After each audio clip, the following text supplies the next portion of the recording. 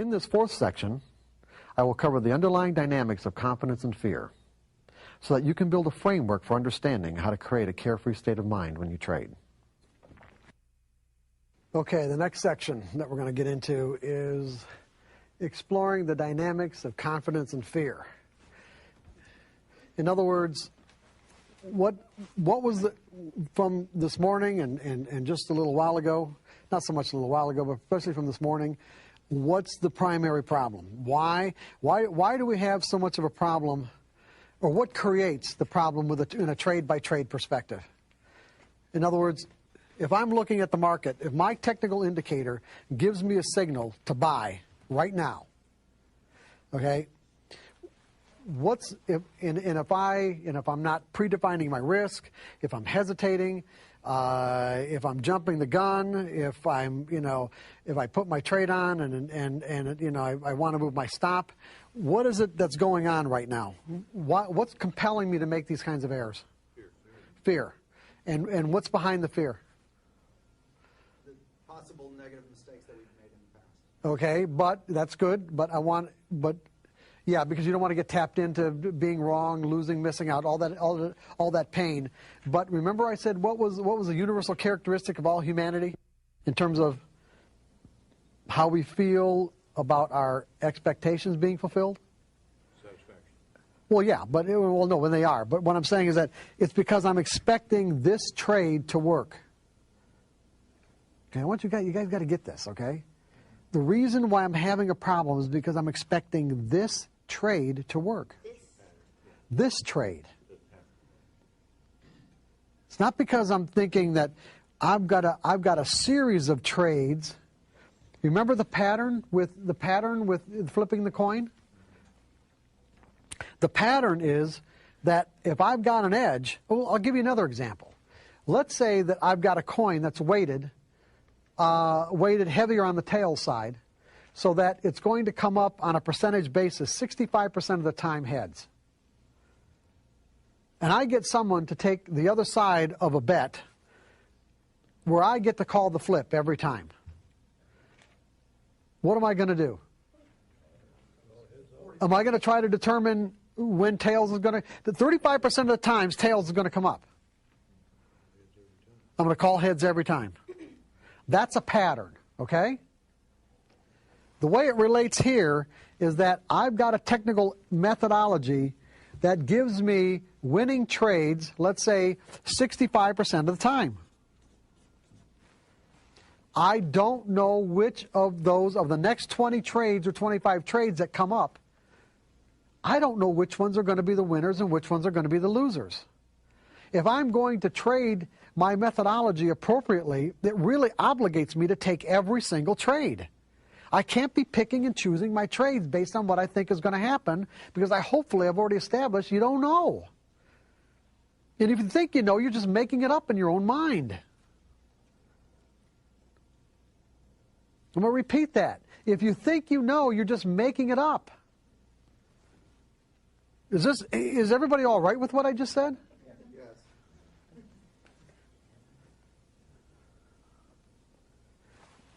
And so it obligates me to take every single trade that comes up, because I don't know which ones are going to be the winners and which ones are going to be the losers. It means that if I'm having problems, it's because I have a certain expectation about this trade, or about this trade, or about this one.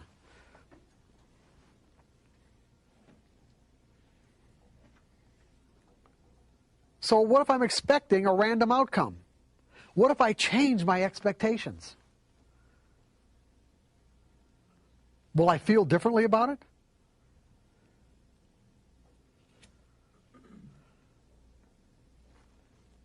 If I change my expectations, will I feel differently about it? Definitely. Is there anybody in this room? Does anybody who trades? Let's put it, I don't think I've ever met anybody who trades who hasn't at least gambled at some point in their lives. Right? What do you expect when you put money into a slot machine and push the button? Good. Well, one of those answers was goodbye. I like that. What else? Loud. If anybody's going to say anything. What are you expecting?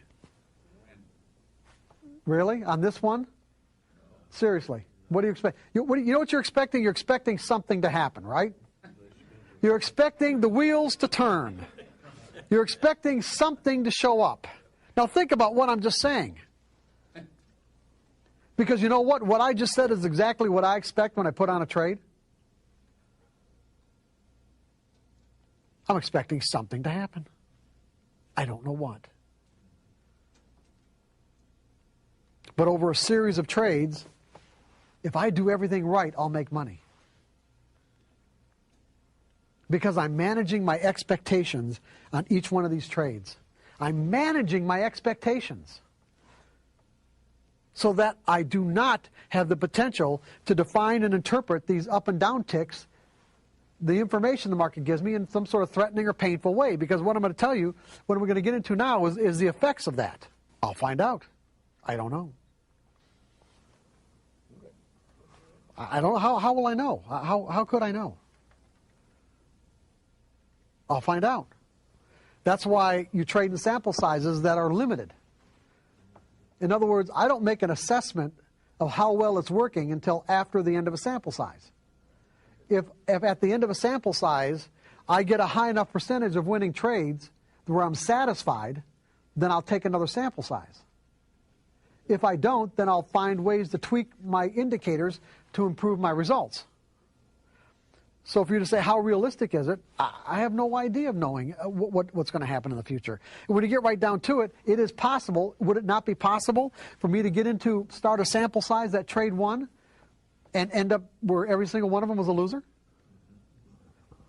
Am I going to know that in advance? And see, and that's where paper trading is so critical, is that by paper trading, you will get a realistic assessment as to how well your edge works. And people have no problem paper trading. They'll paper trade to find out if their methodology works and to gain confidence in it. It's the other part that they won't participate in, meaning that they won't take a similar exercise to see how well their own psychology matches up to what they need to do to be consistently successful. In other words, to set up an exercise. Paper trading is an exercise, is it not? It's an exercise in developing skills, in understanding your methodology, is it not? So wouldn't it be just as reasonable to set up an exercise to learn how to execute properly so you manage your expectations? What do you consider a proper sample size? 20, 25 trades. I don't think it has to be more than that. I really don't. If it's not working within 25 trades, then there's something you're going to have to change. Okay, so it's all about our expectations. When I put money into a slot machine, I'm expecting something to happen. If it comes up a loser, do I get all worked up about this? Does this tap me into my accumulated emotional pain of every time I've been wrong and lost in my life? I mean, look at there are people who trade and because of their expectations make every error in the book and can't make consistent money. And the reason why is because of like I said, because of their expectations. And yet, if they put money into a slot machine, where essentially the only difference between technical trading and a slot machine is the fact that with a slot machine, you have to put your money in first and then wait for a pattern to emerge. With technical trading, you have to wait for a pattern to emerge and then technically put your money on the line. The problem is, because the way our minds think, we think that because the pattern emerged, that somehow or another it's giving us an edge on that particular individual trade. And there's just no way of knowing that. But over a series of trades, it does. So it's like technical analysis gives the individual the availability of being the casino. Technical analysis lets you own the slot machine because you've got the odds in your favor. The casino makes the slot machine available to us because they've got the odds in their favor. But to derive the benefit of those odds, you have to be able to execute properly. And you have to think about this properly. It is just a numbers game based on the odds. That means that you can't put an extraordinary, let's say an extraordinary amount of significance on each individual trade.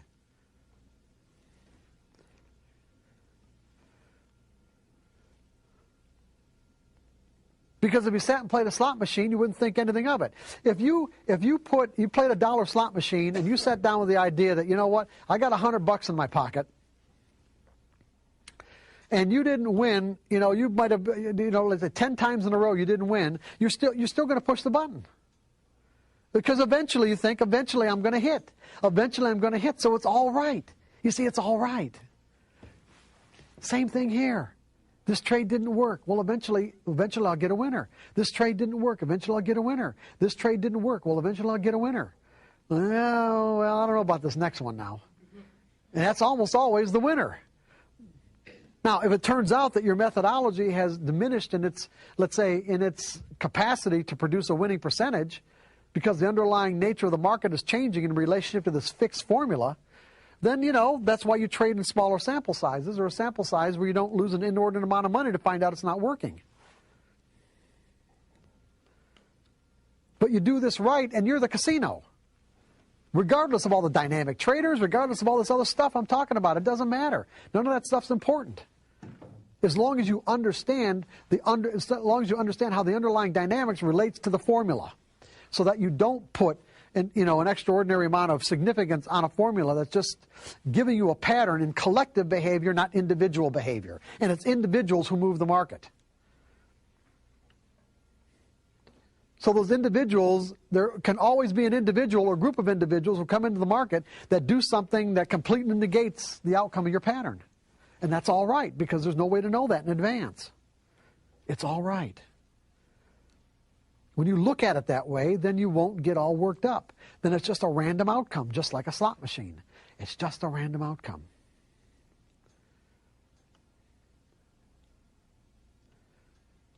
Because that's what you're expecting. You expect a random outcome, you got a random outcome, and there's no emotional significance. Because here's what happens when you don't look at it this way.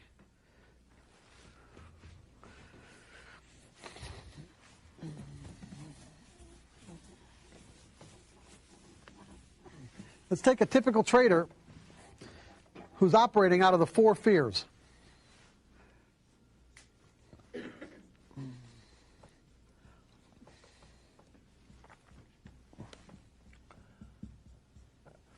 Okay, we got support, we got resistance, we got a nice trading range. The market's coming down to support. Okay? Now, the typical trader operating out of those 4 fears, the fear of being wrong, the fear of losing money, missing out, depending on the intensity of these fears in any given moment, he might have a hard time putting that trade on, right? He's got a viable pattern. All that happened here is that when the market, he had an imbalance in conviction. Remember, all price movements are a result of an imbalance in conviction. The markets came down to this point right here. There wasn't one person in the world, not one, I'm going to say this, not one person in the world, in the whole world, that would take out the bids to offer this market one tick lower than this price right here. Not one. Okay?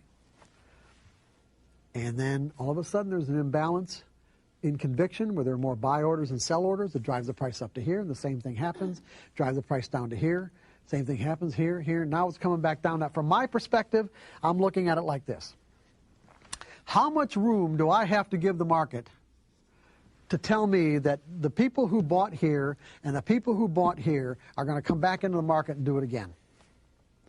Because right now there's an imbalance in conviction on the sell side. That means that enough orders, buy orders, have to come into the market to absorb all the offers, to absorb all those offers with enough left over to create upside movement. Do I have any way of knowing whether or not they're going to come in? No, I don't. But the odds are in my favor.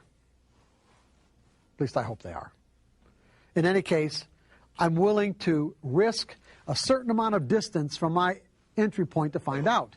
That's all it means to me. If they don't come in, it means, you know what, the guys that bought here and bought here, they might be out to lunch. And that happens. I'm not kidding you. I know that for a fact. I've experienced it. because I intimately knew, a lot of the big traders in certain markets that would buy here, and I'm thinking, okay, they're coming back in, and they were out to lunch. Say, hey, where were you guys?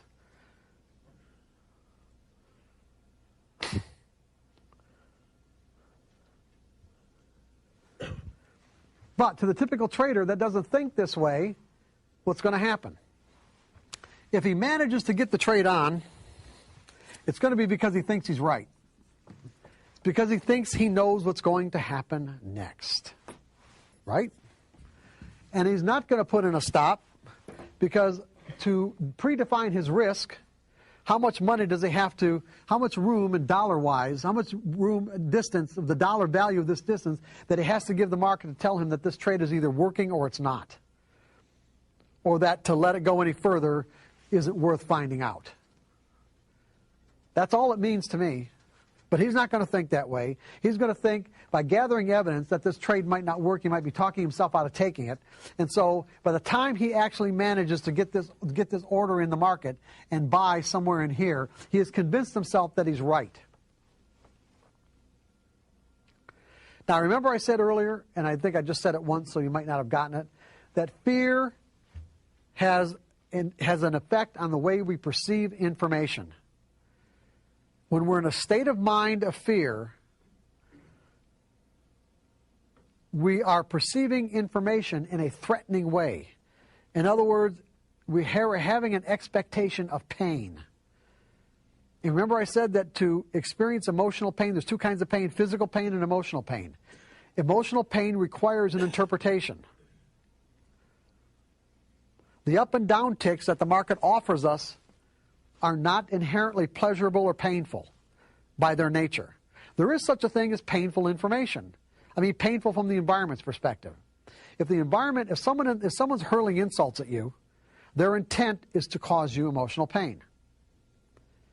But that doesn't mean you're going to experience the emotional pain unless you interpret it that way. If they're hurling insults at you in a foreign language that you don't have the slightest idea about what they're saying, it may look to you like they're saying something that isn't so nice, but then again, you don't know what the words are, and so what do you feel? Nothing. The interpretations come from our beliefs. The interpretations come from our mental framework. In other words, the pain's already inside of us. All the words are doing is tapping us into it.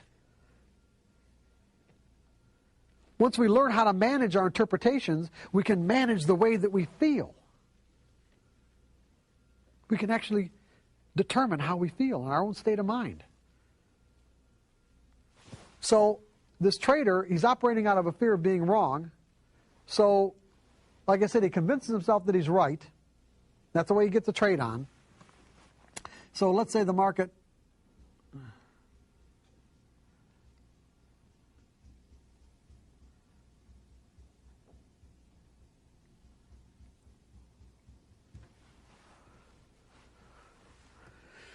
Now, I said that fear causes us to focus on the object of our fear, so that we end up creating the very experience we're trying to avoid. This trader is trying to avoid being wrong. Now, we have self-protective mechanisms. They can work at an unconscious level. There are mechanisms inside of us that will protect us from information that we perceive as threatening. It causes what was typically referred to as perceptual blindness, where there are things going on around us that we cannot perceive, even though we have the ability to perceive it, but we're being blinded from it. If I'm afraid of being wrong, what of the information that the market is making available to me, what am I going to focus my attention on, the upticks or the downticks? You're right, the upticks, not the downticks. Meaning that what I will do is I will place an inordinate amount of significance. In other words, the way my mind will automatically weigh this information in terms of what's significant and what isn't, it will give more significance to the upticks than the downticks. Because every time I get an uptick, it will be taking me out of my pain. I'll say, oh, it's finally all over. And then we'll get more downticks. And then we get a couple upticks and say, oh, it's finally all over. In other words, what my mind is doing to protect me is saying that these few upticks are far more significant than all these downticks. Now, do I have the ability to recognize a trend? In other words, being able to define and recognize a trend is one of the most fundamental characteristics of learning technical analysis. A trend is a series of higher highs and higher lows, or lower highs and lower lows. But in this moment, am I able to recognize this as a trend? No, because I'm too focused on getting myself out of the pain, which means that I'm focused on these upticks. Now, our trader's operating both out of a fear of being wrong and a fear of losing money. Now, what ends up happening is this, is that if this were to represent all the negative energy inside of his mind of what it means to be wrong,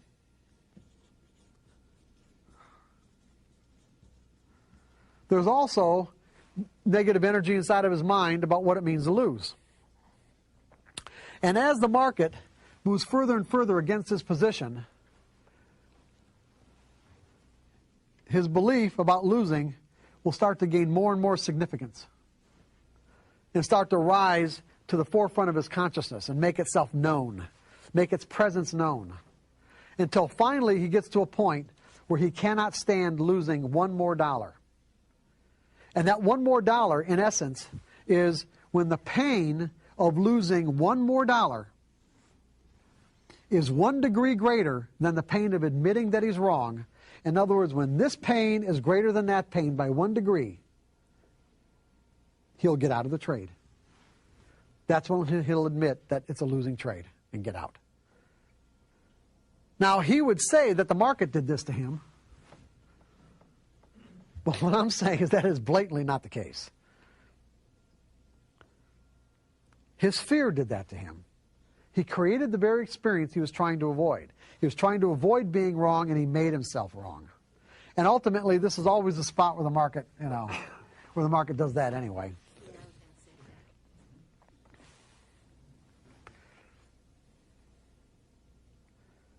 You guys with me on this?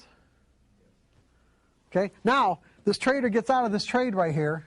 He looks back at this chart pattern, and why didn't I just go short? Why didn't I just go short?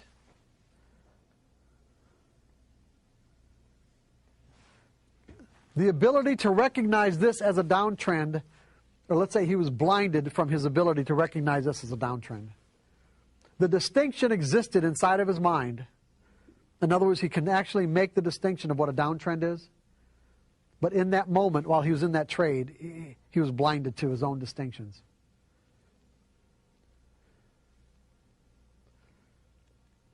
Because he was operating out of a trade-by-trade mentality. He was operating out of a trade-by-trade mentality. This trade took on the significance of life or death, just like any other trade that he puts on does. And to be a consistently successful trader, it ain't going to happen if you think that way. The pros don't think that way. Determine your risk. It either works or it doesn't, and go to the next trade. Determine your risk. It works or it doesn't, go to the next trade. That's all it is. That's the whole game.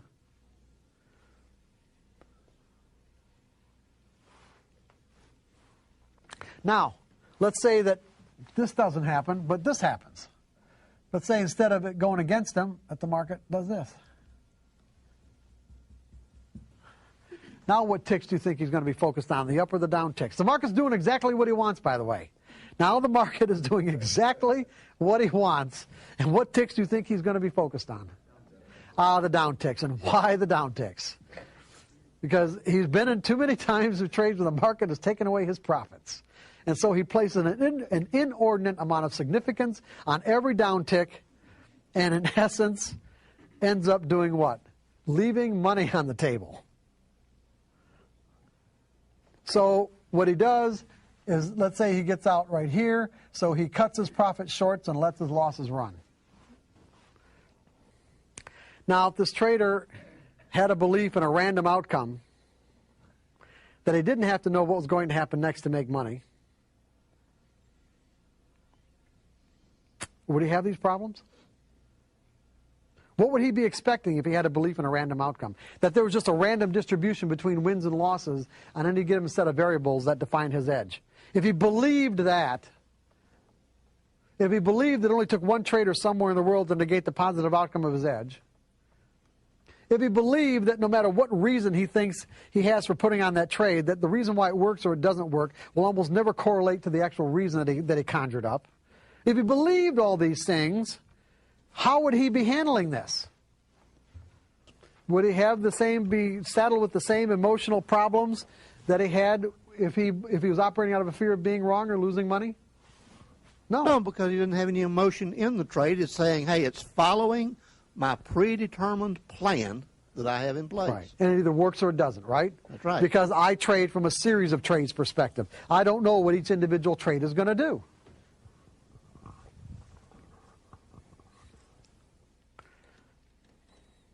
This is the way the pros do it, by the way. This is thinking like a pro.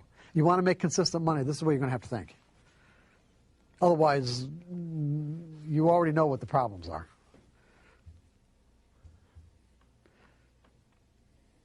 Trading will take on a quality of being exasperating because you can see the potential and it seems like you're always just like that close from getting it and you never get there.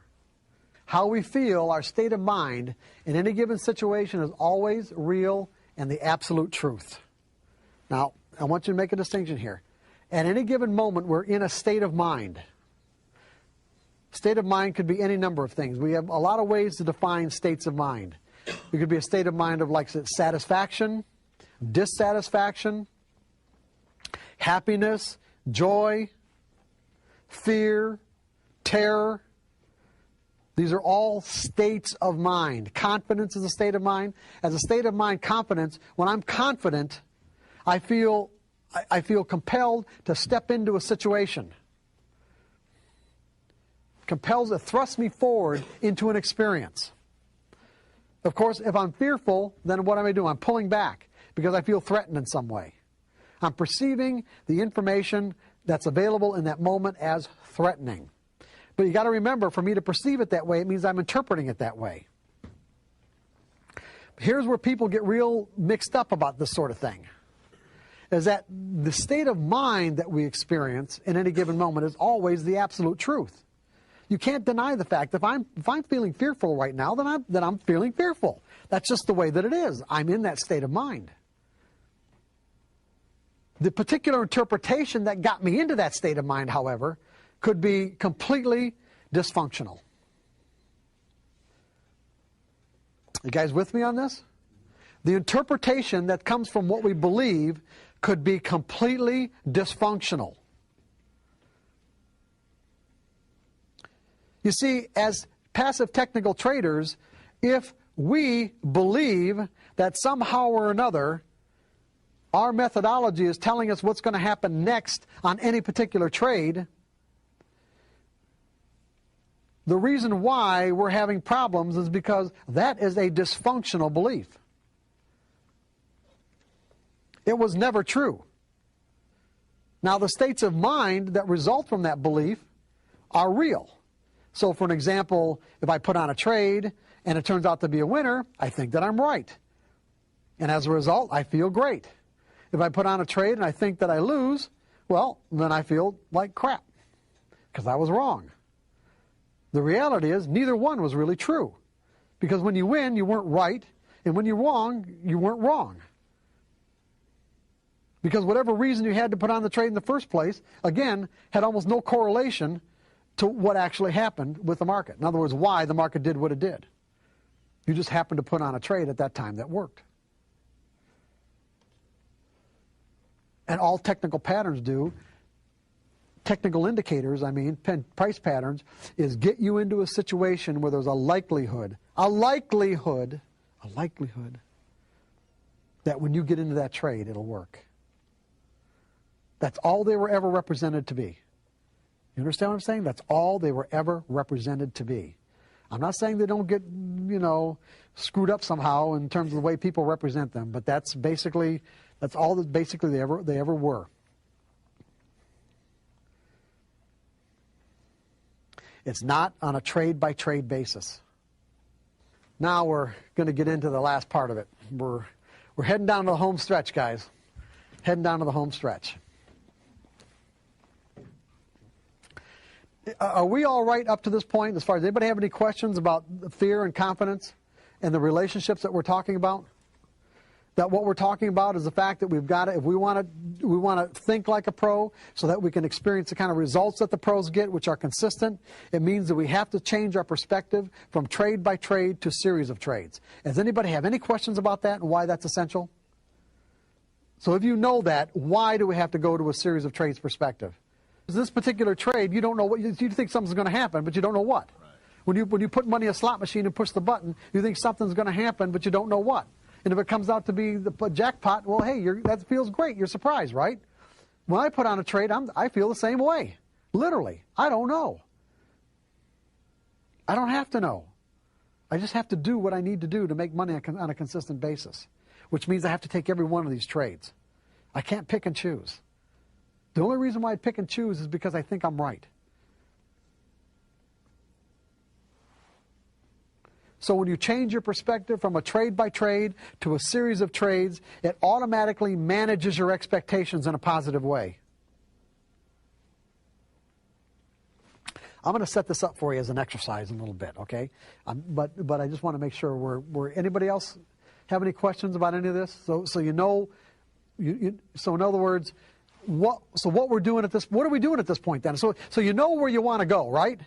So do we know where we want to go? We want to get to a point where we are actually changing the way that we think.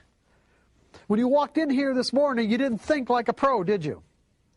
Now you have some idea of what it means to think like a pro, right? Come on, yes or no? Come on, guys, give me some response. Okay.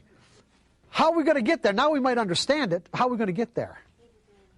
Well, paper trading, yeah, sort of, but I'm not saying you just have the answers. I'm saying we got to have a way to get there, right? We have to have a series of steps to be able to get to this particular mindset, because what we're really talking about here is we're talking about changing the way that we think. Now, that can have some profound implications, right? No one seems to like to change the way that they think. Most traders have to go through the process. Remember this morning, the common thread between all traders who end up, being really successful is that they end up having to lose one or more fortunes of what they defined as a fortune to get to that point. It's because the process of losing caused them to change the way that they think about trading. Now, do you want to do this the hard way, or do you want to do it the easy way? Easy way. Okay, I'm getting some response here. Good. The easy way, right. We want to do it the easy way. So this is what this is all about now. This is what the last part of the workshop is about. It's about doing it the easy way. What's that? Right, there you go. How do we change? Oh, that's a good question, right? That's a real good one. How do we change? A lot of theories. A lot of techniques about it, a lot of theories on techniques. As far as I'm concerned, change is really a function of, well, you can break down to a series of steps, but really change is really a function of desire. When you get right down, remember how we took price movement and boiled it down and distilled it down to simply what? Price movement, all price movement is a function of what? Imbalance and conviction between buyers and sellers. All change is a function of desire.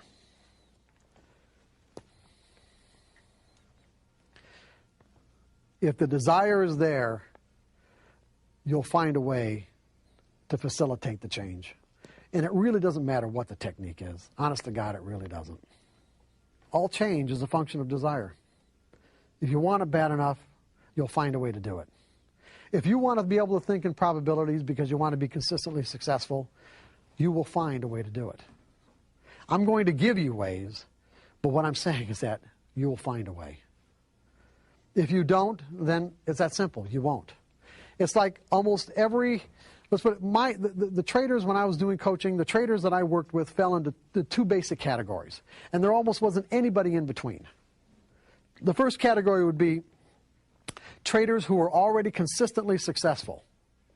They already knew how to win, and what they wanted was fine-tuning. So they'd go to a trading coach like myself to find ways, find some really creative ways, let's say, to fine-tune themselves where they can actually make more money than what they were already making. And then the other category was desperation and I'll do anything. The I'll do anything. Everyone in between, no way.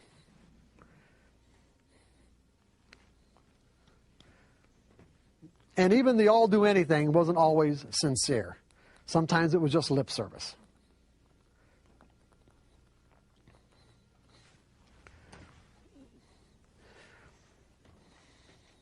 Change is also a function of the degree to which we change, is also a function of the clarity of your intent. In other words, you can have the desire, but your intent has to be really clear. Because when you think about the whole concept of changing, what you're really saying is that I'm willing to let go of a certain portion of my identity, in a way. Of some part of myself that, I obviously operated out of for X number of years or months or whatever, maybe put a lot of energy into, and you got to be willing to let that go. Is it even possible to change a belief? How about it? Is it possible to change a belief? Yes. I mean, it happens all the time, does it not? Yes.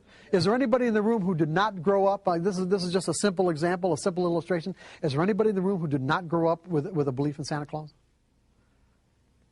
Is it most everybody did? Just an example. If you believed at some point in your life in Santa Claus, where's that belief now? What happened to it? What happened to that portion of your identity?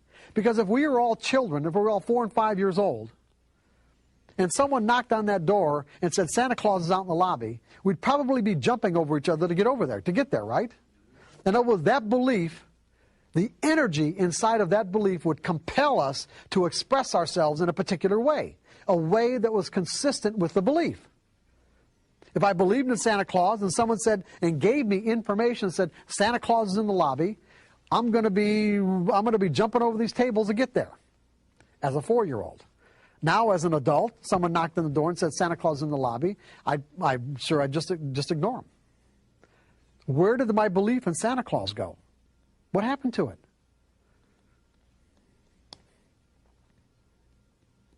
Just let it go.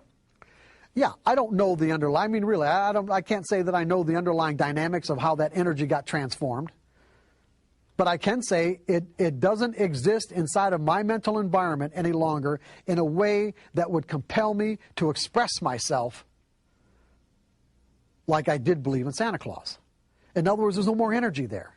I can remember when I did believe it. I could say to myself, yeah, there's something, or maybe even something there even now, but not enough for me to go running out into the lobby. You can say before you walked in here that you might have had a real strong belief that whatever you used to determine your edge gave you that edge on a trade-by-trade basis. In other words, I wouldn't be putting on this trade if I didn't think I was right. Now you can say to yourself, are you willing to let that go? The only way you're going to be willing to let it go, to even generate the desire to let it go, is if you're really clear about your intent. Hopefully, I've given you enough insight to be really clear about your intent as to why you might want to let this go.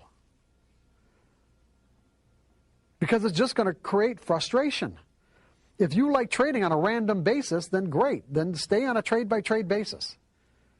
And trade randomly, because it is fun. You'll win, you'll have winning streaks, but I can assure you without a shadow of a doubt that you trade randomly, and you are setting yourself up for catastrophic losses.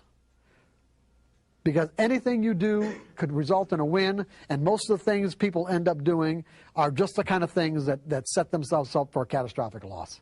Because you are reinforcing inappropriate behaviors.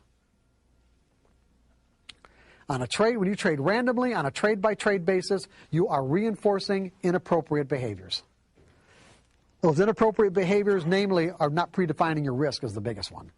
You get into a trade, you don't predefine your risk, and you win. You're going to do it again. You're going to do it again until you get hit with a huge loss.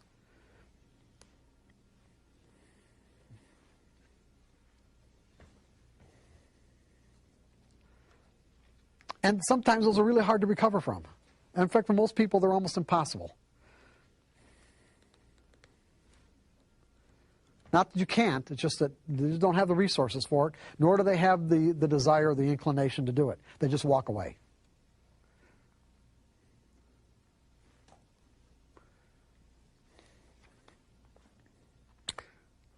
Are you relatively clear about why you would want to do this?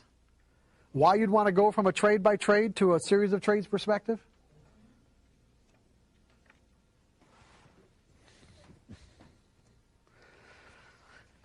Sincerity. See, you need the desire, you need the clarity, and you need the sincerity. It can't be lip service. It has to be real. It has to be authentic. As a matter of fact, I'm going to say to you that based on my experience, if you're clear, if the desire is there, it's genuine, the clarity of your purpose is there, it's unconflicted, and so the sincerity is there, it will virtually happen automatically. That is the technique for change. What most people, the problem is that with most people, it takes usually a series, let's say it takes using various techniques that are available, that have been created and thought up, that over a period of years, they finally get to the point where they have the real desire, they have the clarity, and the real sincerity is there. And once all those are in place, the change happens automatically. And they would think that it happened over a period of years using techniques. But the reality is it just clicked into that, just finally the whole thing clicked into that one point where it's all there like the straw that broke the camel's back.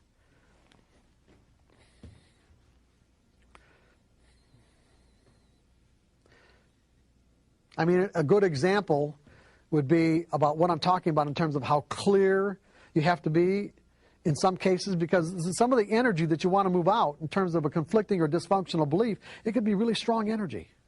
I mean, it could be pretty substantial. When you think about it, I mean, there are traders that I worked with many years ago especially that were really, hardcore technicians. I mean, these are really hardcore guys that just, I'm not even going to mention the techniques they use, but it's like, well, I'll get like Elliott wave casualties. I mean, there were guys that were just, there was a time in the late '80s and early '90s where a lot of my off the floor traders were what I call Elliott wave casualties, and because these are guys who just who love to analyze, and when they start understanding the difference between analysis and execution, and also the underlying dynamics of the market, it's like they had to get to a point where the realization that they'd spent 10 years or 8 years and thousands or tens of thousands of dollars on analysis and workshops and seminars when none of it was, or very little of it was really necessary. I mean, they had to reconcile all that stuff, and that wasn't an easy thing to do. That wasn't an easy thing to let go of. It wasn't an easy thing to say, okay, it was all right. I know what I need to know now, and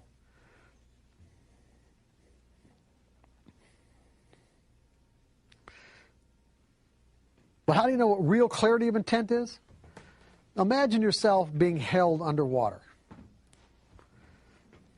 Imagine yourself being held underwater, and as your air starts to run out, second by second, it gets to the point where you believe that if you don't get a breath of air right now, you're going to drown.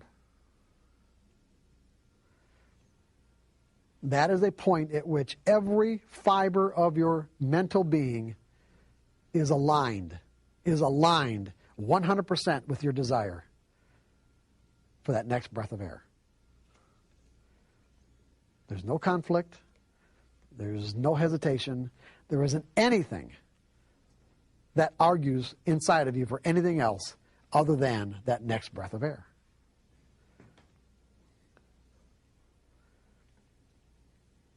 If you want to make money bad enough, in other words, if you want to be able to make the kind of income that you can rely on as a trader, then your desire to switch to this series of trades approach has to be greater than any resistance that you might have to stay in a trade-by-trade approach. Does this make sense?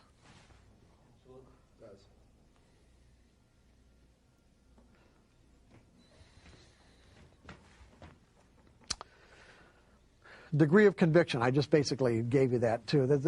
How much energy is behind your desire. Energy moves prices in the market. I mean, what moves prices? An imbalance in conviction. What does conviction imply? Conviction implies energy.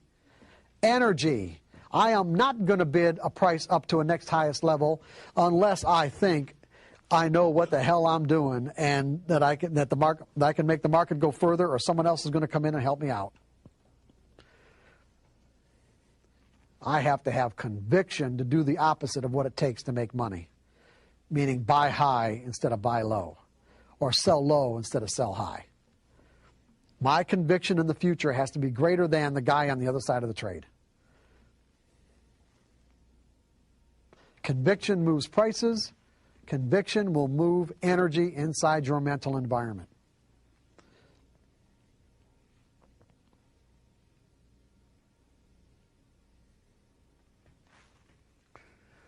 Focused thought will move energy out of dysfunctional beliefs. And that's basically what we're talking about. We're talking about clarity of intent, desire. That is focused thought. You know exactly where you want to go. You want to get to the point where you believe that there's a random distribution between wins and losses, that anything can happen, that you don't need to know what's going to happen next to make money. And that's the big one. I don't need to know what's going to happen next to make money. If you understand the benefits of installing those beliefs inside your mental environment as a core component of your trading personality, then you will find a way to do it. I'm going to give you a way, but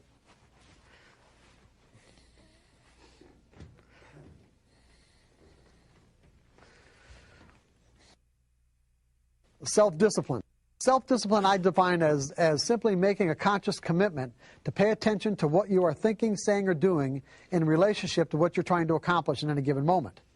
In other words, if, for an example, I have a goal or a desire or an objective, a desire to transform myself into someone who can think like a professional trader, someone who thinks in a series of trades perspective, someone who believes in the random distribution between wins and losses in my series, and I also know that, I may have any number of conflicting beliefs that I've acquired over the years that say otherwise, that say, even though I'm aware of the benefits of this, there's all these other beliefs that say this isn't true.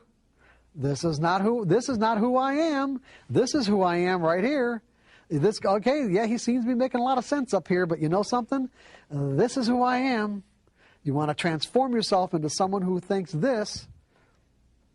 You can use self-discipline as a technique, which is simply my objective is to think in a series of trades perspective, start monitoring your thoughts, your words, or your actions to see that they're consistent with what it is that you want to accomplish. And then simply purposefully refocus when you find out that you're saying, doing, or thinking something that's opposite or not consistent with what you desire. And just constantly refocus. Eventually you'll get to the point where you are that person. A real good example of employing self-discipline is back in the late 70s, I decided I want to become a runner. And I can't tell you why, because I don't remember the reason why. I just got it in my brain that I wanted to do it. Now back when I was a kid, in high school and college, I was very active, played a lot of sports. But from that point on, my lifestyle was such that I ended up becoming somewhat of a slug. And I say a slug, just, I watched a lot of, my primary vocation other than working was watching TV. And so when I decided that, I wanted to become a runner, what did I do? I went out and ran. And I found out that I couldn't. I say I couldn't, I literally couldn't. I was shocked and astounded as to how out of shape I was. I couldn't even run 2 blocks.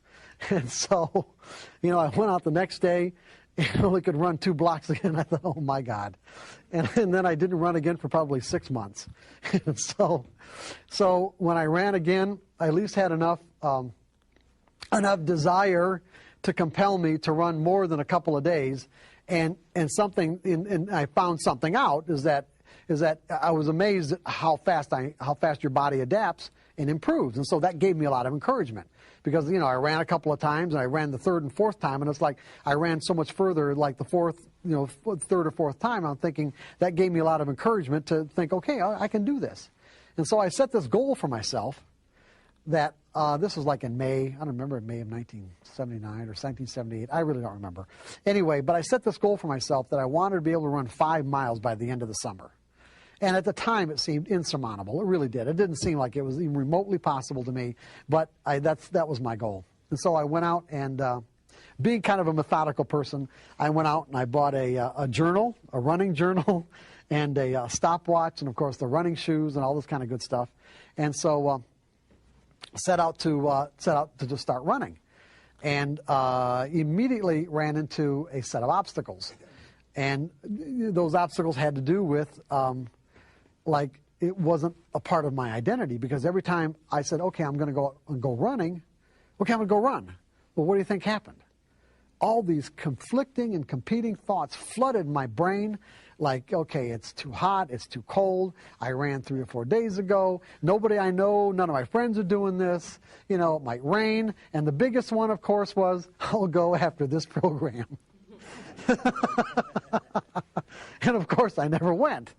So I would say that out of all the times that when I said I want to run, I would say that I managed to actually get my shoes on and get out the door maybe 30% of the time.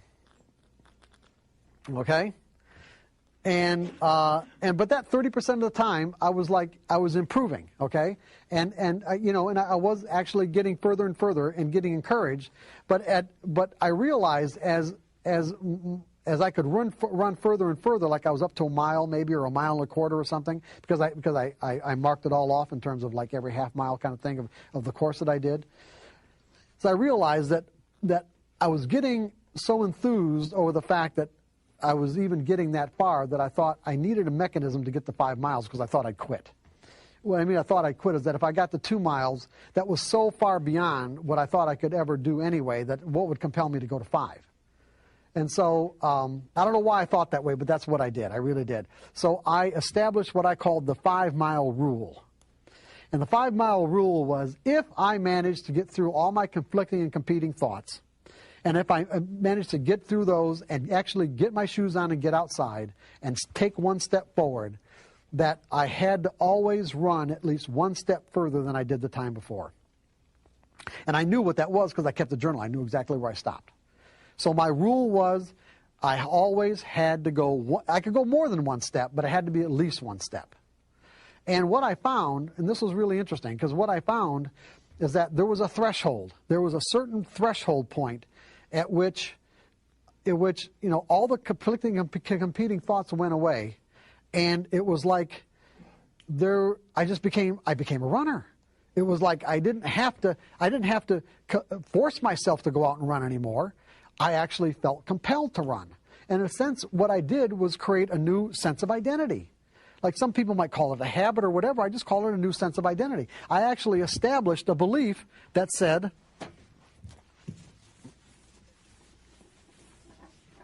I am a runner.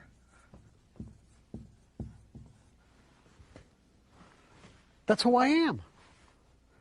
You see, it's like it was people, and then my friends and family, they all thought that I was really disciplined. Because that's what I say about, most people think discipline is a personality characteristic. I don't define it that way at all. I define it as simply a technique for change. Because when we see somebody doing something that we can't do, that we'd like to do, but we have a problem with it, we just naturally think that they have the same kind of problems and that they're being disciplined in doing it. And that's not the case at all. If you're doing something effortlessly, it's because it's who you are. There was a threshold point, like I said, where all the conflicting energy just completely dissipated. And instead of me having to consciously say to myself, oh, I'm going to go out and run, I actually felt compelled to run. Then I got to the 5 miles, and then I got to the point where I was running so much that I actually had to establish a corollary belief to learn how to listen to my body, because there were days when my body was basically saying, hey, this is not a good day to run, and give yourself a rest. And that had to be all right. But for a while it wasn't, because when you start injuring yourself, then you know you're overdoing it. So I actually had to establish a belief that it was all right not to run. So it went from conflicting and competing thoughts to this is who I am. And now it's effortless. Completely effortless. There's no conflict at all. That's what you're going to have to learn, or that's what you're going to learn how to do with your trading. You're going to learn how to put on a sample size of trades where it becomes completely effortless, where there's no conflicting or competing thoughts about what it is that you're doing and why you're doing it. It wouldn't even occur to you to make the kind of mistakes that you typically make now. That's what you want to do. You want to get to the point where it doesn't even occur to you. It doesn't even enter your brain.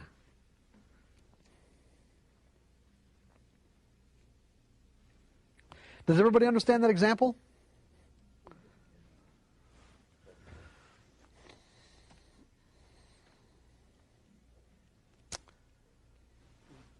And like I said, when you realize that you're not appropriately focused on your objective, meaning you notice that you're either thinking, saying, or doing something that is inconsistent with what you're trying to accomplish, you deliberately refocus your attention on the object of your goal. Just do the best you can. Okay, so basically, like I said, this whole section, this last section is giving you steps and techniques for evolving into a professional trader's mindset. So what you want to do is you want to resolve. In other words, say to yourself, my desire is to be a certain way so that I can make a consistent income from my trading, something I can rely on. So I resolve to stop analyzing or trying to figure out if the current opportunity put on a trade is going to work. Resolve to stop doing that. And when you find yourself doing it, consciously refocus your thoughts that analyzing is not beneficial in any way. As a passive technical trader, you are dependent on the behavior of the traders to make your trade a winner.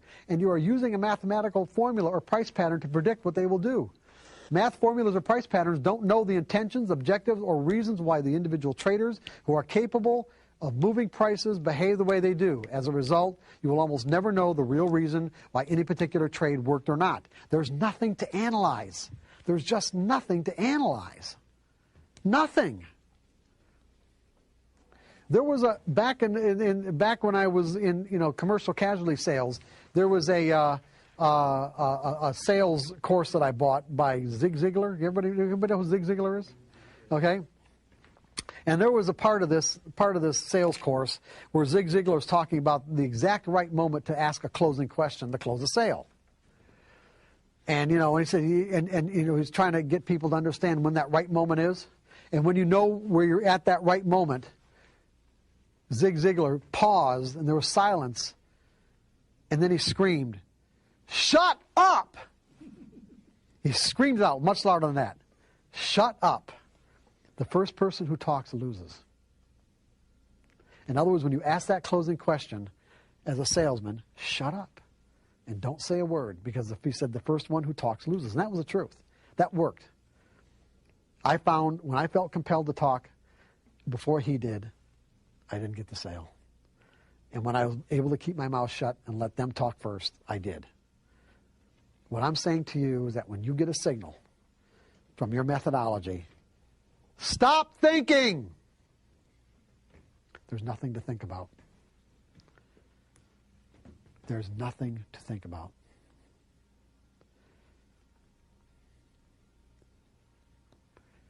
Do you understand why I said that? Just put on the trade. There's absolutely nothing to think about. Just put the trade on.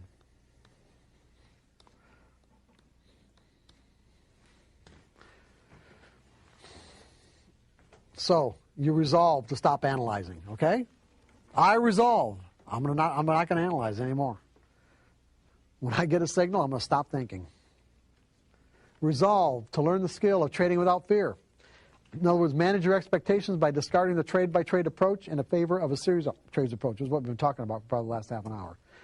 The pitfalls of a trade-by-trade perspective. Anything you do for any reason can result in a winning trade.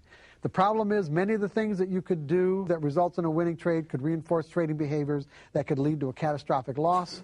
Losing streaks can easily cause one's attitude to deteriorate into a negative spiral when you trade in a trade-by-trade perspective.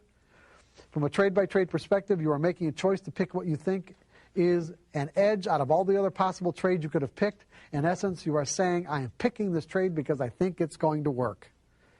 When you trade in a trade-by-trade perspective, you can't help but think you know what's going to happen next because you are picking trades that you think are going to work.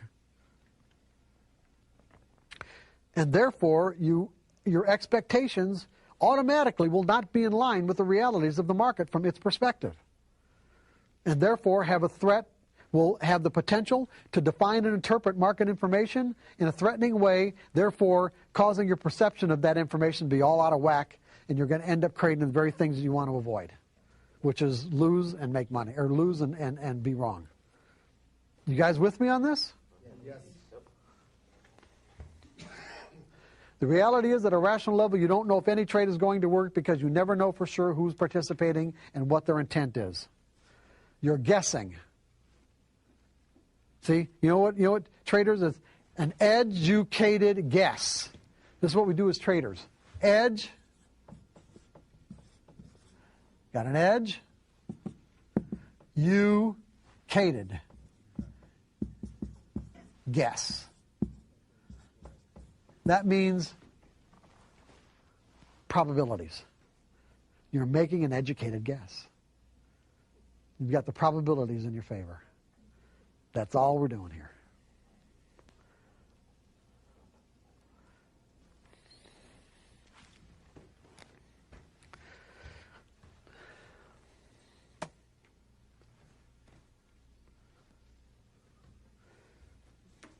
With a specific expectation of the outcome, any market information that doesn't conform to what you expect will be perceived as threatening. You will be trading with fear. If you win, you think you're right, and if you lose, you think you're wrong. In either case, you'll be setting yourself up to make a trading error on the next trade. Just think about what I just said. Regardless of what happens, if you're right or if you're wrong, in either case, you're setting yourself up to make a trading error on the next trade. Because our minds have the natural tendency to connect the past with the present. If the trade was a winner, in other words, if you're trading in a trade-by-trade perspective, and you think you were right because you won, in other words, whatever reason you use, the market seemed to validate that reason. We know now that that just is not the case. If the trade was a winner, we're susceptible to, on the next trade, not predefining the risk. Well, the last one was a winner. I knew for that reason. I knew what was happening. Therefore, the risk doesn't exist. Not letting ourselves get stopped out of a loser. Jumping the gun because you're anticipating the signal. Over trading our position size. Not booking any profits because you think it's going to go on forever. Is this making sense to everybody? If the trade was a loser, you're susceptible to not predefining the risk because you're going to gather all the information that's necessary to make sure it's not going to be a loser this time. Otherwise, I wouldn't be putting it on. Right? You're going to analyze it to death. You're going to hesitate, get in late, or not get in at all. Take profits too soon, or revenge trading by not booking any profits. In other words, whatever the market's given you ain't enough. I got to have more. The last trade was a loser. I got to have more.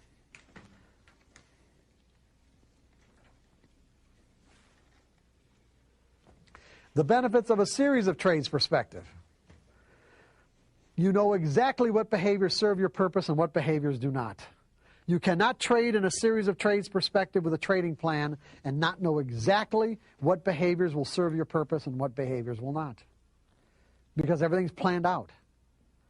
You're either following your plan or you're not. But the point is, everything is planned.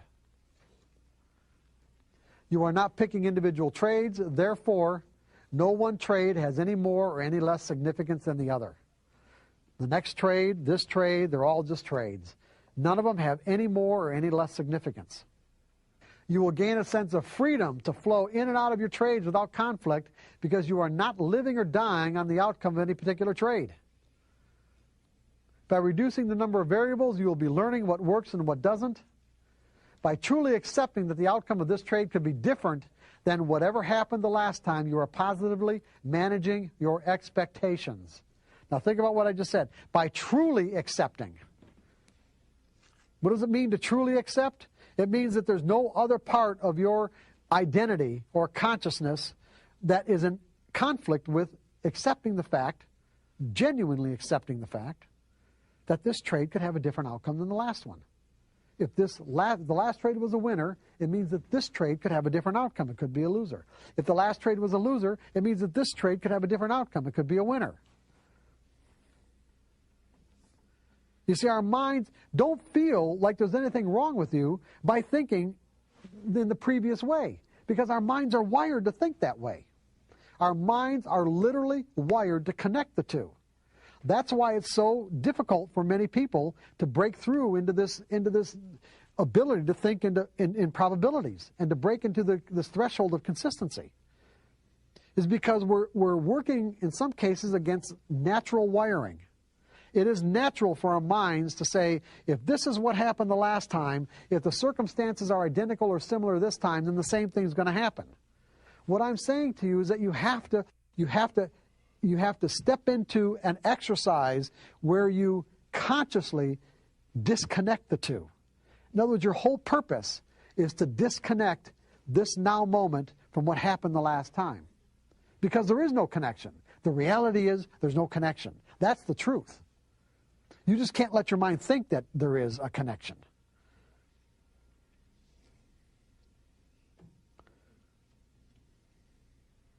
There is no connection between the outcome of this now moment opportunity with what happened the last time, even though the variables that are getting you into this trade or identifying this opportunity are identical.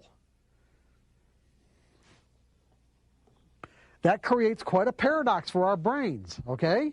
That's why people can understand the nature of probabilities. They can understand them, but they can't function from that perspective. You have to train your mind to function from that perspective. That's what separates everyone from the pros. Okay? You have to train your mind to disconnect. Don't let yourself think that there's any connection between now and what happened the last time. Because the reality is there is none. There really isn't. I don't care how identical it looks.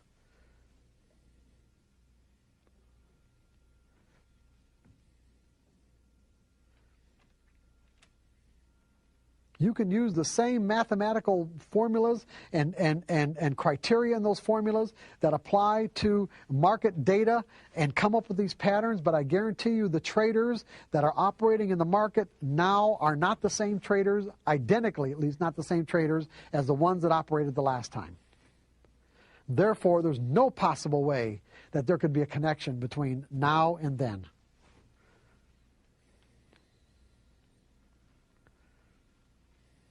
There's just no possible way.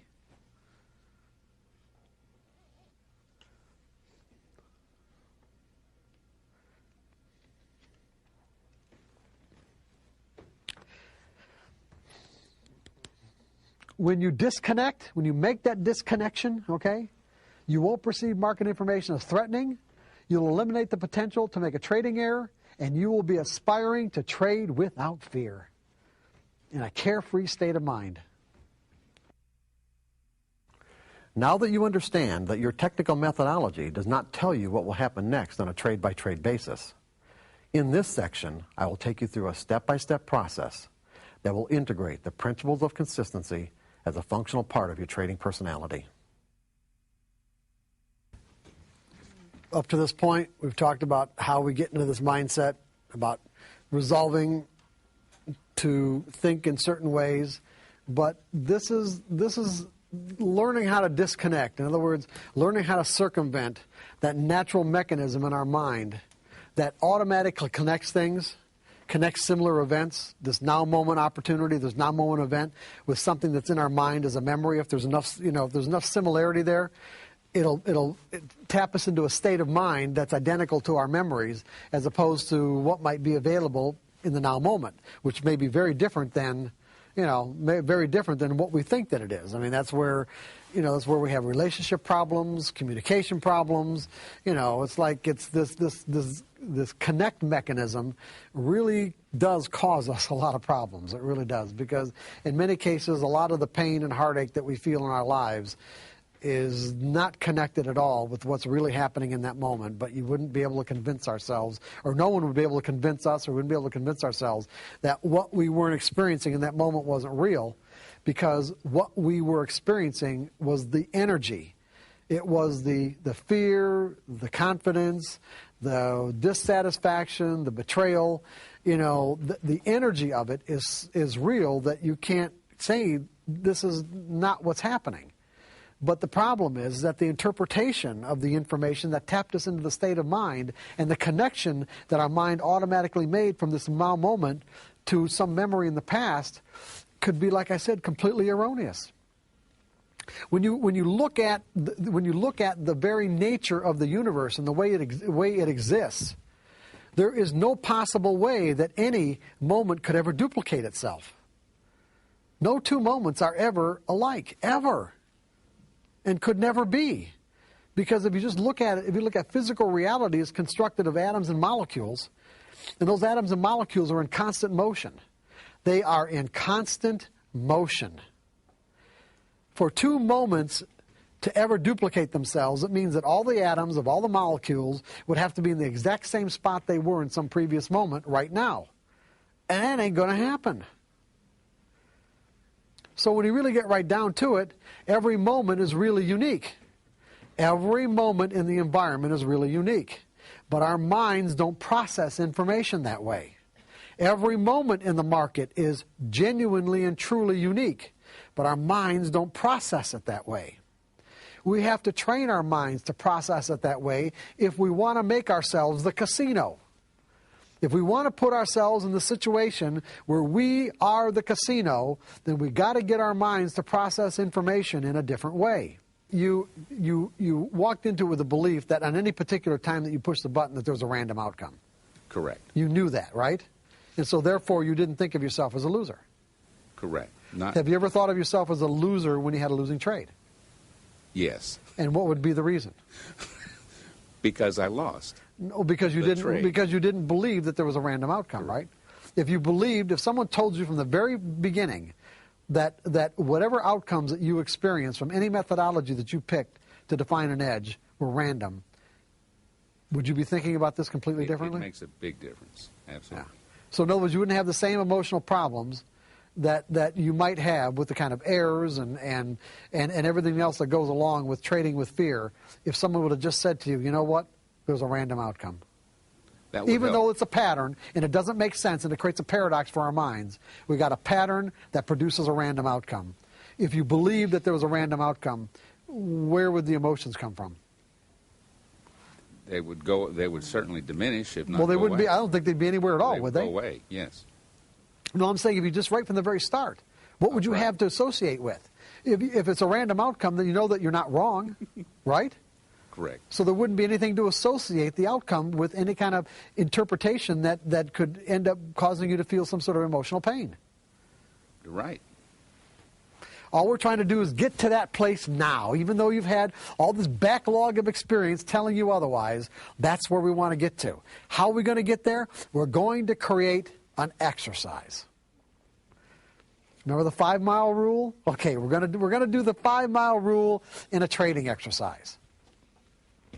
Why are we going to do the exercise? You remember, we have to have clarity of intent. What is our desire? Our desire is to become a consistently successful trader, one where I can generate an income I can rely on. Okay? And so we are going to actually trade for a new reason. We're going to stay focused in the process of trading as opposed to the outcome. The typical trader is obsessed with the outcome of a trade. The professional trader is focused in the process of trading and letting the outcomes take care of themselves.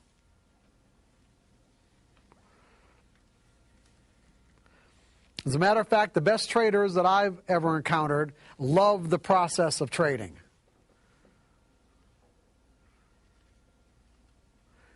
The typical trader, on the other hand, either has no awareness of the actual process of trading or really doesn't like the process of trading, but they're addicted to or obsessed with the outcome.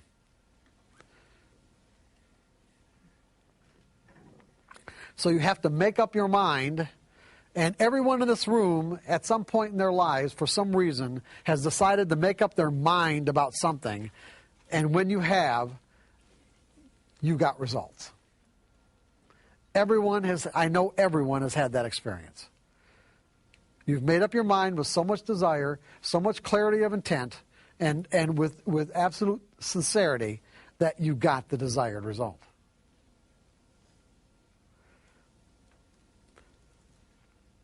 So I'm saying that if you make up your mind to trade for a new reason, the reason is the acquisition of skills as opposed to the outcome or how much money you're making, you will acquire those skills, and then you'll find that the outcomes just take care of themselves. If you've paper traded or tested your methodology to the point where you have confidence that you have something that can generate consistent results, then you can do this exercise. If you haven't, then you're going to have to do that first. You're going to have to plan your trades. In other words, you're going to have to take your methodology and determine a given set of rigid variables, because what we're going to do is set up a trading exercise with just a simple 25 trade or 20 trade sample size. In other words, what you're going to say is that I am willing to invest in the development of these skills, the skill of learning to trade without fear, learning to think in probabilities. Because when you learn to think in probabilities, the fear will go away. And so what I essentially have to do is convince myself. I have to purposefully step into an experience where I am convinced, where I literally convince myself that these principles are true. Now, they sound true to you. They might resonate as the truth. But you have to keep in mind that you might have a backlog of any number of experiences that would support beliefs that would argue otherwise. Because I could say to you that if I set up or you set up an exercise where you said, okay, I've got a particular set of variables that when they appear in the market, that is my edge, and that my edge will produce, let's say, even 60% winning trades, and you don't even have to have 60%. You can have 50% and still make consistent money, as long as what you have to risk to find out if it works is, a third or a half of what you normally get when the trade does work in terms of profits. But if we set this exercise up so that there's no wiggle room, there is no wiggle room. What I mean by wiggle room is that the variables, the criteria that you use are absolutely rigid, black and white. They're either present or they are not. That's the only decision you have to make. In other words, if you do it in terms of lights, whatever lights you're going to use, whatever time frame, the lights you're going to use in whatever time frame, they are either on or they're not. And if they're on, you are obligated to take the trade. And what you're going to say to yourself is that in this, whatever criteria or plan that you set up is, I am not going to take just the next trade. I am going to take the next 20 trades.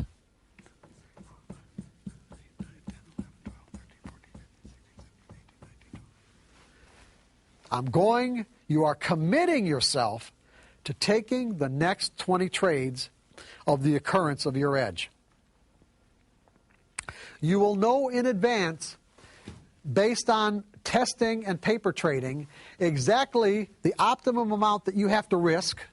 In other words, what your risk is on each trade And it's not going to be it's not going to be a varied amount. It's going to be a specific amount, whether it's in terms of dollars or distance. It will be a specific amount so that you know exactly how much each trade is going to potentially could cost you. And it should really be set up as a rigid profit potential too. In other words, I don't want you making subjective decisions just about how far you're going to let the market go in your favor. So if you can get a set of variables, well, let's say you even 2 to 1 or even 1.5 to 1, 1.5 to 1, meaning that if I have to risk 1 point of something, even if it's, let's say in stocks, if I have to risk $1 to make that my particular set of variables, my entry variables, will get me into a trade where if I risk $1, I'll get $2 60% of the time or 50% of the time. Then that's what you do. You do 2 to 1. There are trading methodologies that can be even the opposite. You can even go 2 to 1 here, meaning you can risk 2 to get 1. But in these cases, the trade has to be 80 or 90% correct. You can do it any percentage as you want as long as it is fixed.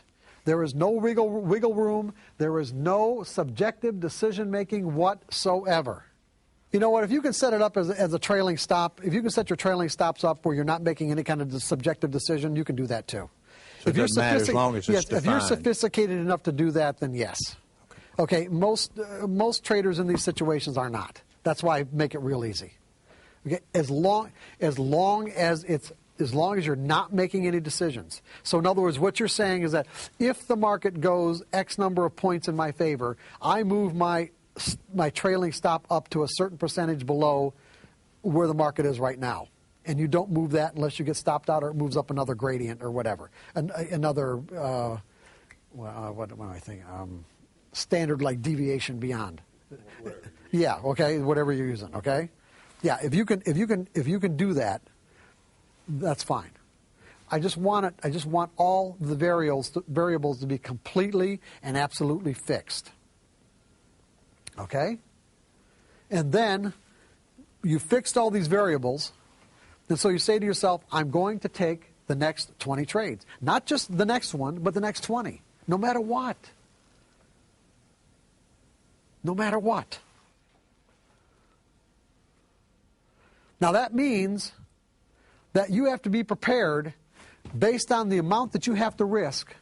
You have to be prepared to take 20 losses in a row. The likelihood of that happening is about as remote as getting 20 wins in a row. But the point is that the dollar value of the risk of each trade multiplied by 20, you have to be able to afford. So you've got to set it up that way. You've got to set it up so that you can afford the dollar value of the risk of taking 20 losing trades in a row. Because what you're saying to yourself, if taking the risk, if taking the 20 trades in a row, losing 20 trades in a row based on the amount of shares that you trade. So for an example, if the standard amount of shares that you trade would say that, if I had lost 20 trades in a row based on how much I've got to risk, it's going to be $5,000. You say to yourself, you know what, I don't want to spend $5,000 on this. Then don't. But say I'm truly willing to spend, let's say $1,000, then set it up where the amount of contracts or shares that you trade correspond to adding each one up where it comes up to $1,000, even if it means just trading 10 shares at a time. Go down to a level where you're completely comfortable with the dollar value. You have to be completely comfortable. And then when you get an occurrence of your edge, put the trade on and see what happens. And if it turns out to be a winner, you think, oh, hey, yeah, Mark Douglas, hey, good, hey, this is all right, okay? Yeah. So this one turns out to be a winner, and maybe this one turns out to be a winner. And maybe, well, this one's a loser. You think, okay, I can handle that. And this one's a loser. Uh-oh, and this one's a loser. Now we've got 3 losers in a row. I have rarely met a trader who doesn't have a problem with the next trade after 3 losers in a row.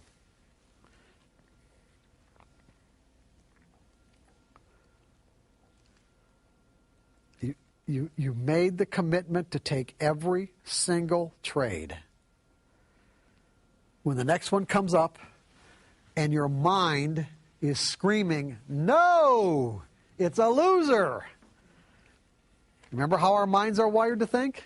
Our minds are wired to think that way, but that is not the truth.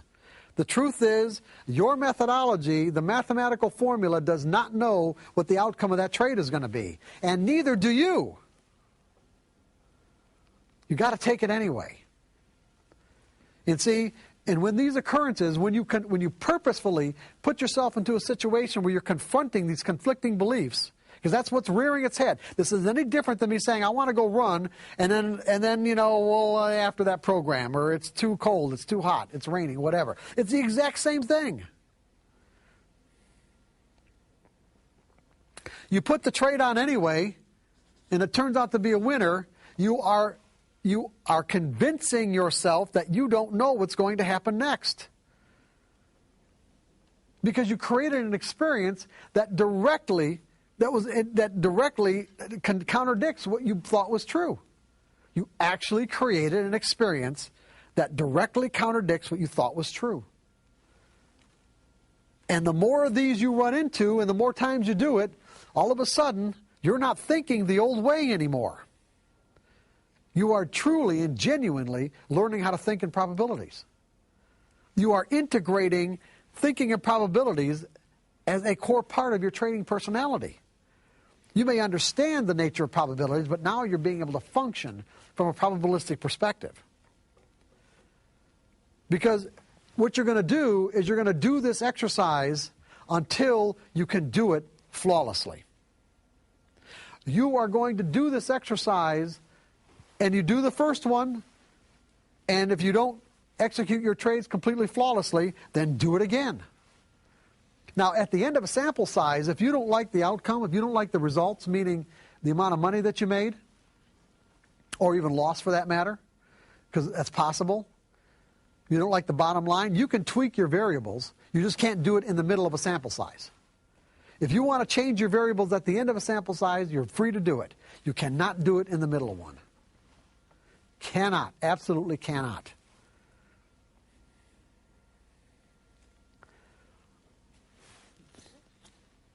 You will keep doing this exercise until when? What? What? Well, yes, but there's something else I want to get. Until when? How do you know you've arrived? How do you know you've actually arrived, that you've changed? That you can freely and easily put in the trade. That's right. You can there's no conflicting energy anymore. It doesn't occur to you to not do it. It doesn't even enter your brain. You don't even get the thought. You get a signal, you put on the trade. You get a signal, you put on the trade. It's like then it's who you are. You guys with me on this?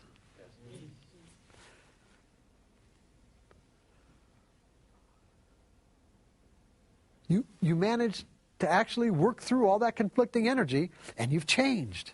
You're a different person. Because the competing and conflicting thoughts don't even enter your consciousness. They're not there anymore.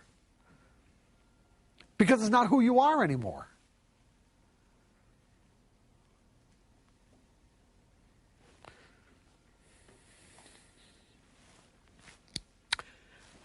Any questions about this? Is this making sense to everybody?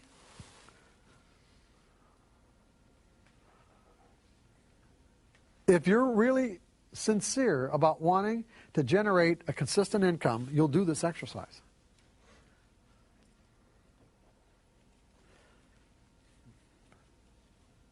And if you're not, you won't. And you might not be ready to, and that's all right. Whenever you're ready, you'll do it.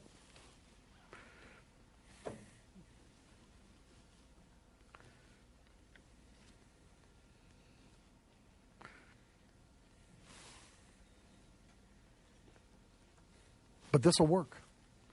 This will work. 1 second. Because you are actively stepping into an experience where your desire is to change the way that you think. Instead of avoiding the confrontation, you are actually embracing the confrontation. Big difference. You are embracing the confrontation, because the more that you embrace it, the faster it dissipates.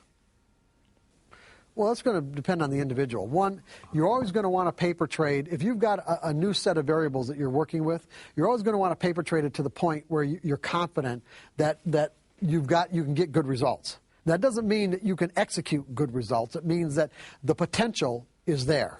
You want to know the potential is there, correct? Once you know that the potential is there, then you move. See, the paper trading part is only to find out what variables in the market work in relationship to, like market movement in relationship to the formula, okay? Now we're working on our brain, okay? That's the first step. The second step is that do I think in a way that's consistent that I can extract the maximum potential out of the methodology? That means executing flawlessly. So what you do is you set this exercise up in a way that what'll dictate it is how much you're comfortable with the dollar amount of losing every single trade. That's how you know how to set it up. That's really key. It really is. It means that if you have to trade one share, then if that's all you're comfortable with losing, based on the dollar value of how much you have to risk on each trade. That's based on your analysis, by the way. Then do it. And then when you can execute one share flawlessly over a sample size or one or two sample sizes, then go to 10 shares and see how you do. And if you can't do 10 shares comfortably and flawlessly, go back to 5.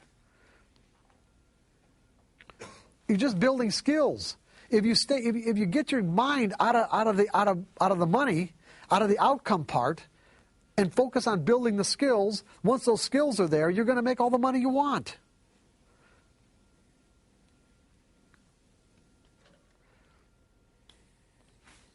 That makes sense, doesn't it? Do this exercise and you won't believe how things will change. Until you actually change, and it'll be amazing. Do the exercise. So does anybody else have any questions about how to set this exercise up? How long are you going to do the exercise? If you set it up and do it, how long are you going to do it? What's the criteria? 20 trades. I understand. How many 20 trade sample size or 25 trade sample size exercises are you going to do? That's right, till there's no conflicting and competing thoughts, until you can do it flawlessly, until you can do it, until it's like just a part of who you are. It wouldn't occur to you not to do anything other than what your rules say. It just wouldn't even occur to you. It doesn't even enter your brain.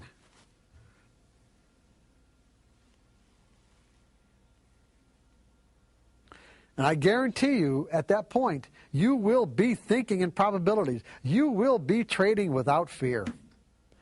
You will be trading from a carefree state of mind. That's the payoff.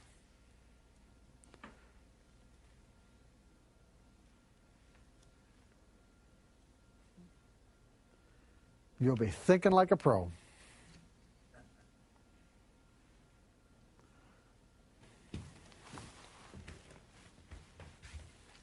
So you want to resolve to focus your efforts on developing specific trading skills, and consistent profits will naturally flow as a byproduct of the mastery of these skills.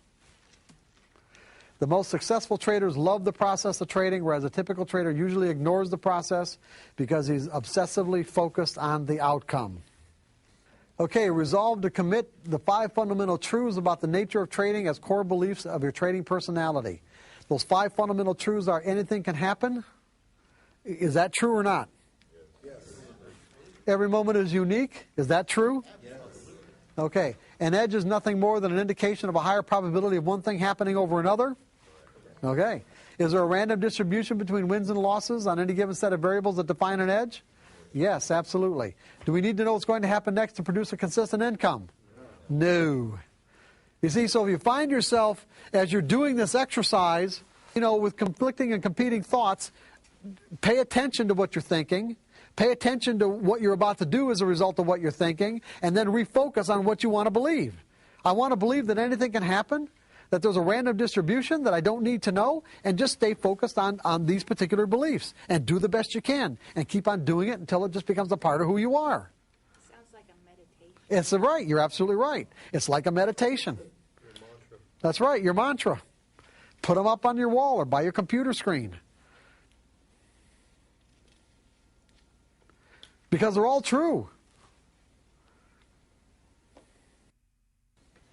Resolve to continually reinforce a belief in your ability to be a consistently successful trader by adopting the trader's creed. By the way, these two things are in trading in the zone. The 5 fundamental truths and the trader's creed are both in trading in the zone. The trader's creed, I am a consistent winner. In other words, remember the belief that I put up that I am a runner? Remember that? I said when I actually became a runner, that belief compelled me to express myself in a way that was consistent with that belief? Well, what we want to do is install a belief that says, I am a consistent winner.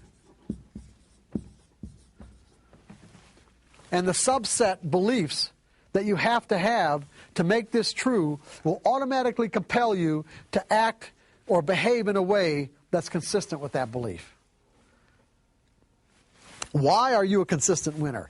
Because I objectively identify my edges. Objectively, meaning no rationalizations, justifications, or building cases. I know what criteria defines my edge, and it's either present or it's not. I predefine the risk of every trade. Wouldn't even think about getting into a trade without doing that. Now, that doesn't mean, because who brought that up earlier? No, he's not here right now.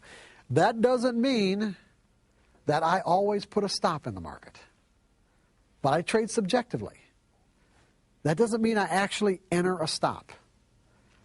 But I guarantee you that whatever price I picked as my risk point, I never violate not getting out at that price. The market hits my price, I get out. That doesn't mean I've entered a stop in the market beforehand. But I could do that. I don't have a problem with that. It wouldn't even occur to me not to do otherwise. I'm a consistent winner because I completely accept the risk, or I'm willing to scale back or let go of the edge. Meaning I'm completely free of conflict about the amount of money I'm willing to spend to find out if this trade is going to work. If you're not completely sure, or let's say completely without conflict about the amount of money that it could take to find out if this trade is going to work, then scale back to a level that you're comfortable. But the important thing is participate.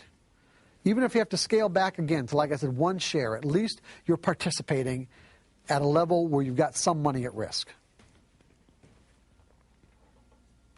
I act on my edges without reservation or hesitation. I am a consistent winner because I act on my edges without reservation or hesitation.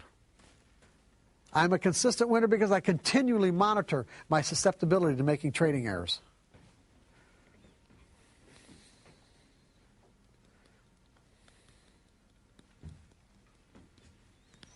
And how do I do that? I keep journals.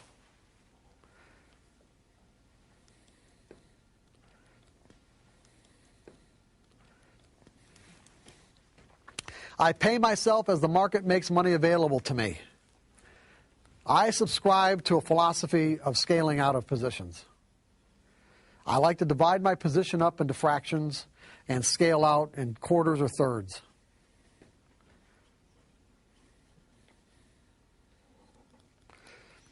That way I'm continually making myself a winner.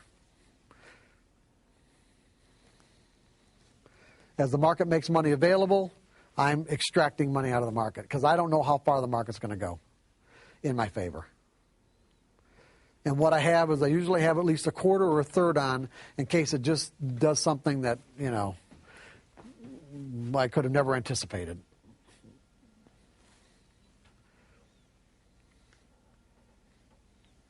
And by the time I've got just the last third on or last quarter on anyway, and I've got a trailing stop, or at least a place in my mind where I get out if it retraces back to my not far beyond my entry point anyway from that point on.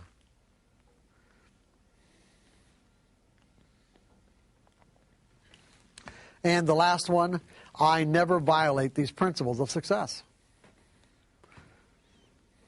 Well, what do you think, guys? Any questions? Get them now. Go ahead. Do you ever scale in? No, I know a lot of traders who do. I just don't. That's it. I'm not saying that because I don't doesn't mean that I don't think it's fine. I just don't have a particular methodology where I scale in. That's all. I get in all at once. You can aspire to never violate these principles of success. Let's call it a day then. Let's call it a day.